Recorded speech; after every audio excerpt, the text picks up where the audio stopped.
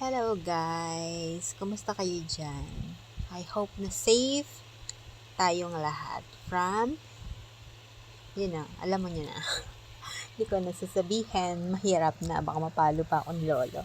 Anyway, flex ko lang ang aking fried chicken. So crunchy pero juicy inside. Yan, let's start.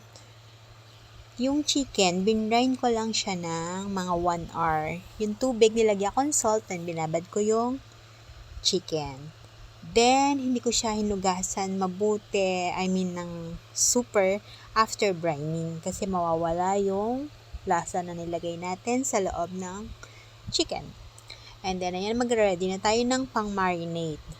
Yung ginamit ko is simple lang, curry, black pepper, and salt. Tapos, ilalagay natin yan sa chicken. Oy, nakalimutan ko ang garlic powder. Tapos, mamarinate natin siya for at least 1 hour. Ayan. Di makuha sa kutsara. Di kinamay ko na. So, ganyan. Dapat coated talaga siya ng spices para yung lasa niya is manunuot. Tapos, covered ko lang siya ng cling wrap. So, hayaan na lang natin siya. And after that, mag-ready na tayo ng pang-coat dyan. Ginamitan ko siya ng all-purpose flour. And actually, mga 2 cups. Tapos, half cup ng corn flour. And then, yung the rest ng spices kanina, yung half the spices lalagay natin dyan. Ganun lang kasimple. Actually, guys, yung sobrang flour, ginamit ko sa onion rings. Kasi, syempre, hindi tayo pwedeng magtapon. Maraming nagugutom. So, ayun na. Nilagyan ko ng konting flour yung chicken and konting tubig.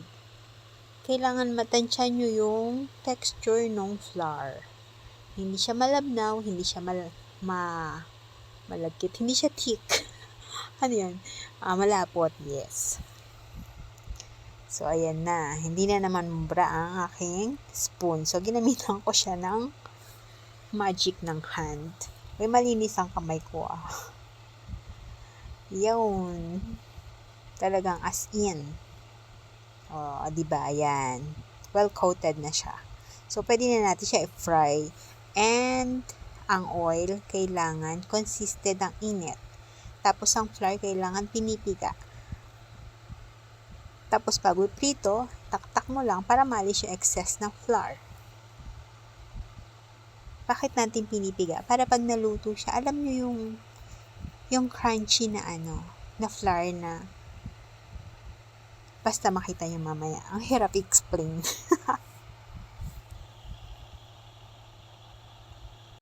So, eto na siya. Ayan yung sinasabi ko pag pinipiga mo siya. Nakikita nyo yung crunchy na maliit na nakadikit dun sa chicken. Yun na yun. So, yun na. Thank you, guys. Sorry, hindi ko siya i-video ng luto na. Pero yan, luto na yan. Thank you so much. Bye.